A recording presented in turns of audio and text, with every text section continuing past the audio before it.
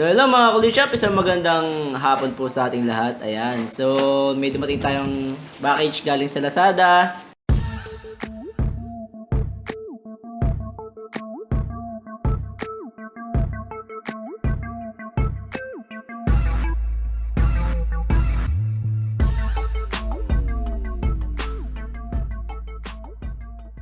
Dahil nasira ang aming pintuan.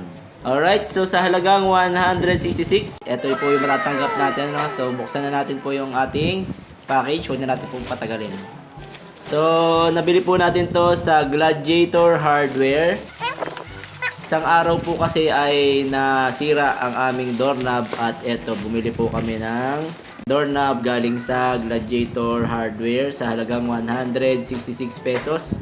At okay naman yung mga reviews niya. Magkakatalo na lang po tayo sa quality at sa pagkakabit sa kanya. So ito po yung itsura ng kanyang doorknob. So parang katulad din po nung aming nabili dati, na nasira. Kaya malamang sa malamang madali rin itong masira. Ayan po yung mga kasama niya, yung panlagay dun sa loob ng pintuan at yung kanyang pinaka-lock and then yung plate. So tara guys, samahan nyo ako ikabit natin to dun sa aming pintuan sa kwarto. So tara guys, akit sa taas, no? Para magawa na natin yung ating doorknob. So sa ngayon po ay isa naman akong karpentero. Dati po ay mekaniko. So ayan po yung aming doorknob. Lagyan ko lang ng tissue para dun sa aircon namin di masyadong lumabas yung lamig. And then ito po yung aming dating doorknob. Ayan, no? So para magkatulad lang din siya. So, halos pareho lang. So, tatanggalin muna natin to guys, na yung lumang plate niya. Ayan, tanggalin na natin. Gamit ang screwdriver.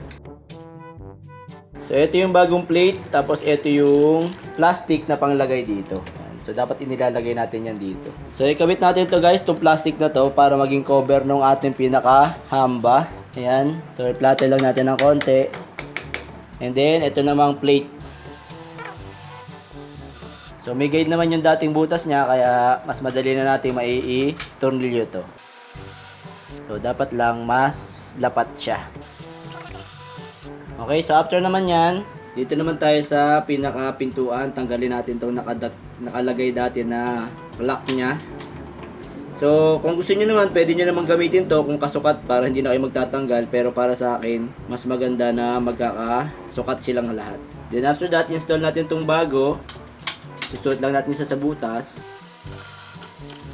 Then, tornilyo natin. So, para may kabit natin itong doorknob, gagamit tayo nitong pinaka-key na to para maitulak natin yung part dito. Ayan o, yung pin. Para mahugot natin itong pinaka-knob niya at makalas muna natin ito. So, after that, ipifit na natin tong doorknob sa pintuan natin. So, ipasok natin ganyan. So, make sure lang na yung kanyang yung pinaka lock niya ay may isasabit natin dito sa yun. May isasabit natin siya. Ayan. Okay. So, yun ang sikreto dyan. Adjust natin ng konti. So, dapat maigit na natin siya. So, after that, install natin tong plate. Then, yung tornilyo.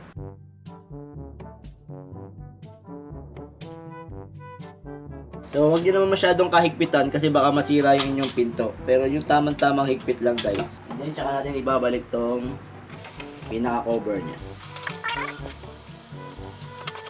So, dapat smooth yan guys ha. Smooth dapat. Then, tsaka natin kakabit tong kanyang cover.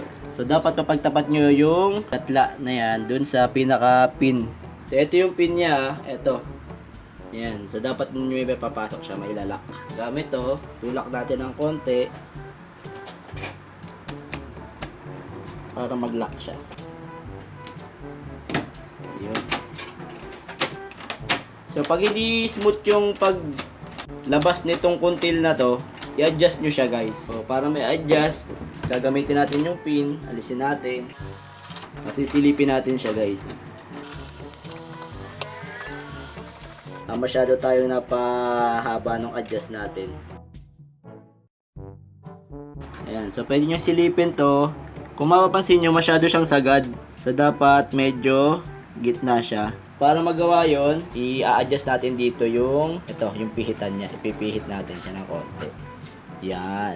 So ipipihit natin to ng konti, ano? Yan. Para mag-adjust siya sa gitna. Yan. Kung mapapansin nyo, may lumabas ng konti na gold part. So yun, dito din, check natin. Dapat nasa loob pa lang din siya, nasa gitna. Nasa gitna yung pinaka doorknob. Tsaka natin ikakabit ulit siya. So, dapat kasi hindi siya magaspang. Kasi pag magaspang yan, mas madali siyang masisira.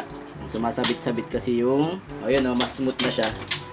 Dapat walang gaspang yan pag binubukas-sara natin. So, once na may secure nyo na siya, yan, mas smooth na siya. So, tsaka nyo naman siya permanent na. I-finalize nyo yung pinaka-pagkabit natin. Then, last natin is yung ating... So, testingin natin guys. So, test natin guys, ano? Ayan. Smooth na siya. Pag sarado. Ayan. Bukas. Okay. So, try naman natin i-lock. Kung magbubukas naman siya.